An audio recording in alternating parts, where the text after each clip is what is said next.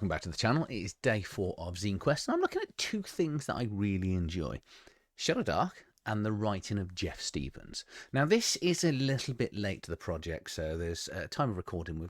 By the time this goes out, we've probably only got about 4 days left to back it, but it's a setting that I really enjoy. One of my favourite 5th edition settings or campaigns I ever played was Rise of the Frost Maiden, which was set in Icewind Dale, and this has that sort of feel to it. It's got a big Hexcrawl in it, and it's actually quite large. It's claiming it's going to be sort of 80 to 90 pages in here, and it's got some writing from the infamous Chubby Funster as well. So let me just take you over to the Kickstarter page so we can see what all this is about. So we've got the Savage Artic for ShadowDark TTRPG. It's an Arctic setting for ShadowDark, and it's got the BTT stuff there, print on demand options. At time of recording, just over 5,000, which is near just under $7,000 US, 363 back. As I say, there's 5 days left. There'll be about 4 days left because I'm sneaking. I'm trying to get a day ahead of myself just in case anything goes wrong with my my claim to do a daily ZineQuest video. So you can see from the artwork, it's really got that sort of frozen north Icewind Dale. So once you can actually download it's not a quick start, but it's like a teaser to the campaign setting. So it's 16 pages. So I'm going to go through that at the end anyway. So the adventure is a frozen tundra where miners, settlers battle in harsh environment, forbidden land, and unique creatures. And the artwork is absolutely amazing. I'm a big fan of vampire and werewolf games, so you throw a giant werewolf, weird creature, bear. I'm not exactly sure what this is. I think it's probably more of a bear than a wolf, but I don't know. I do have a fondness for this. Look at that dead man there under its right claw. So what have we got? No AI, always good to hear. Actionable lore to inspire the adventures, areas and location descriptions, various environments, weather and travel mechanics, hex map, told you there was a hex map, several mapped out and detailed layers and locations, 3 new classes, region inspired spells, wondrous magic items, 2 of which we're going to be able to see, new cold themed monsters, and ice pirates. And we get a teaser of some of the artwork here from, is it Tamara Thrift? Hopefully that is pronounced correctly. Matt Morrow, I've seen a fair chunk of his work previously. And, oh dear, John Chitowski? Possibly. Sorry, John. And then we've got this contributing writers in here. So we've got Amanda Lethbridge, Jeff Muller, Greg Christopher, obviously Chubby Funster, is it Royal Hyatt, and John Mitchell. So John, I think John's in my Discord, Greg's in my Discord, Jeff Muller, I've covered one of his books before. So starting to sort of, get familiar names and stuff, which is really, really good to see. So here's the link to the preview if you want to download it. And then we've got this ice worm, I'm going to guess, whether it's a white dragon, whatever it may be, but it's bloody impressive looking. So it's currently estimated between 80 to 120 pages. This estimate may change depending on the art and text that's added in here. So I say you have got a Hexcrawl in here. The artwork is fantastic on this Hexcrawl. I like this. And we've got an example of the troll layer, and then we've got some ships as well. Sunrise Warmth here. And then another map. It's just say, these are going to come in VTT. PDF cost is coming in at $14.95. If you want the soft print, it's $17.95. All of these in dollars.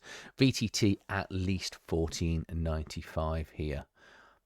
It just looks absolutely stunning. We've got some of Jeff's add-ons here. So we've got allies and enemies, which is 50 plus NPCs, 8 mapped out and detailed layers in here.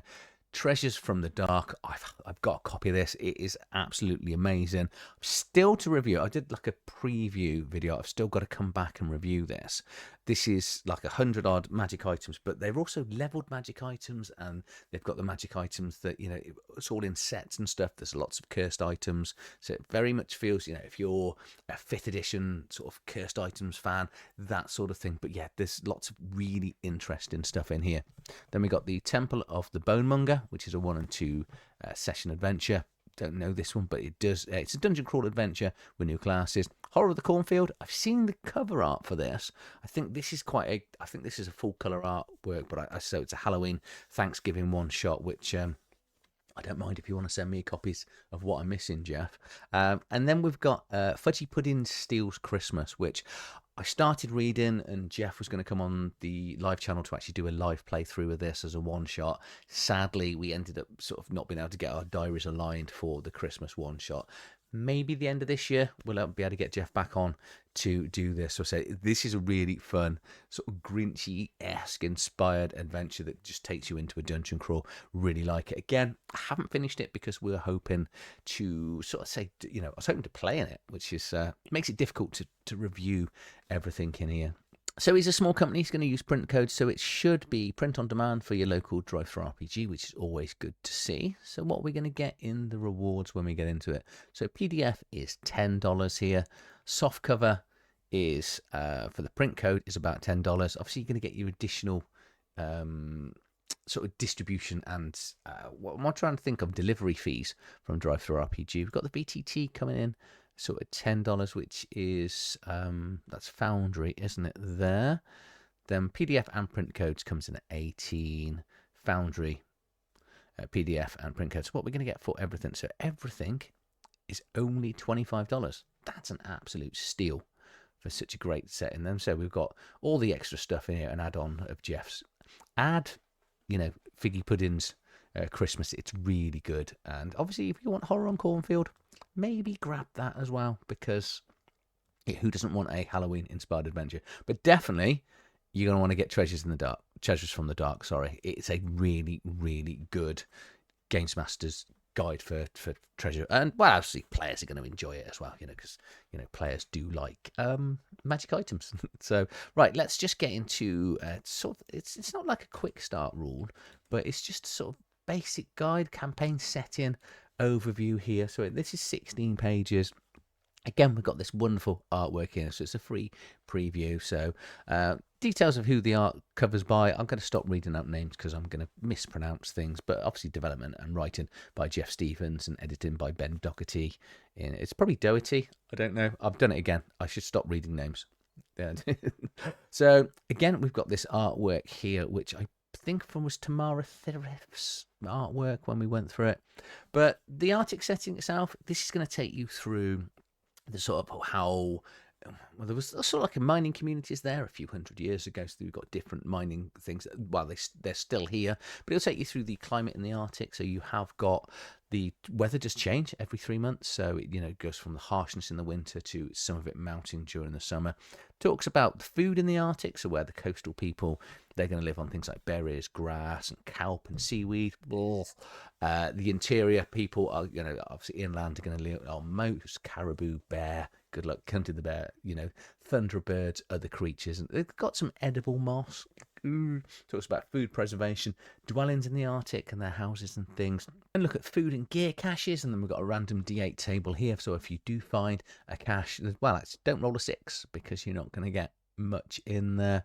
It's going to take you through the couple of ports that are there, add in some NPCs, the lands near the ports. See, here's the 2 gold mine companies. So we've got the Heavy Panning Mining Company and Goldfinger Mining Company. It just details a little bit about those. To say this is just sort of building out and fleshing out the world. A little bit here about individual and small groups. So not affiliated with the large mining companies, several individuals and small groups brave the tundra every year in search of riches. You know, if there's gold mines out there, if they're not quite depleted, there's always going to be people that are going to seek it. Well, then it's going to then just give you some hints and tips and some details really about locations. So we've got Port Colossal here, which is, so we've got the Oysters, which is the hired militia in there, so the South Swords, thugs and thieves.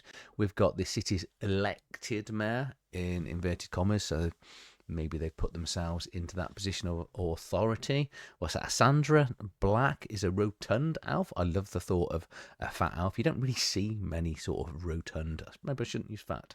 Let's go with rotund elves. Just details in little bits in there. We've got Oilers Bay, which sounds like an American football team to me. I don't know why. And then Port Dreer. We've got Harrows Hill, just north of the Port Colossal, standing a quaint village of Harrows Hill, the popular location where the subtle snow accumulates all year round. We've got some events that take on. So it says it's just sort of fleshing out and building out the world. So, you get an idea of what's going on. We've got mammoth mounds, which unknown. No one actually knows how the thick mounds of dirt, many protruding when mammoth bones were created. I'm going to guess, remember that? Is it the elephant graveyards that they used to sort of have, like this place where elephants would go off to die? It was in the Tarzan movie. I don't know whether it's real. I'm getting sidetracked, aren't I? Cold snap dwarfs. So while prospecting for precious ore, a group of dwarfs were cursed when they unknowingly entered the lair of the dreaded snow hag, Mother Cold Snap. We've then got the stats here for Mother Cold Snap, who's a level 8 creature. We then have Carla's Copper Chateau, which is so it's a gnome inventor that lives there. Frost Troll lands, and then the last Frost Giant in here, which is an ice statue. And then we've got Upper Worms, and then this Quartz Caribou, which is so it can gore with its quartz horns. I'm guessing, is that what they're called for the caribou? Just quite like that. It's a nice sort of twist on it. It's a white first elk with antlers made of pure quartz, which, well, halflings also protect the elks, so that's okay, cool. So it's just fleshing out the world. We've got a D6 table here for backgrounds, which is probably for players, I'm gonna guess. Then we've got a couple of magic items as examples. So we've got Yeti feet boots, which are knee boots fashioned from Yeti's taxidermied feet. Your movement is unimpeded by ice and snow, so I'm guessing you're going to stand on it, but they are cursed.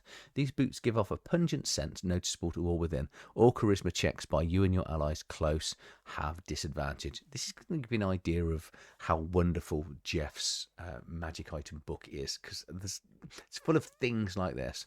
And then we've got tusks, which is a walrus tusk attached to a wooden handle, which is a +1 warhammer.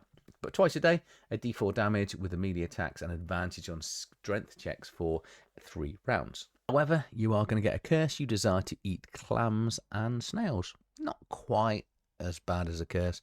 There's just a bit more details here. They obviously follow back and bottle back now on Kickstarter. And then more of the book. So we've got Treasures from the Dark again.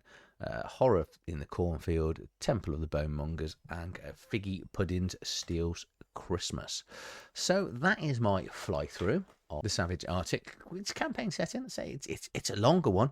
So a lot of the zines that I've looked at so far have been sort of 10, 20, 30 pages. So this is 80 to 120. I originally said 90 because, I can't remember everything. But Jeff Stevens stuff, I say, is really good. It's for ShadowDark, so go and again support this project. I'll be back tomorrow with day 5 of ZineQuest, and I'm not going to tell you what that one is coming up either. So if you've enjoyed this video, please like, share, subscribe to the channel. If you're on ZineQuest, you want me to cover your book, drop me a message down in the video description. Hopefully I'll be able to pick it up, because I say we're up to about 95 zines now during ZineQuest, and I'm trying to do a video a day for 28 days. So I'm not sure if I will be able to cover it, because I say the next 7 days now is going ahead of adding another one in are sort of predefined, but hopefully I can help you out. So if you've enjoyed this, say like, share, subscribe, and I'll see you soon. Well, I'll be back tomorrow. Thanks for watching.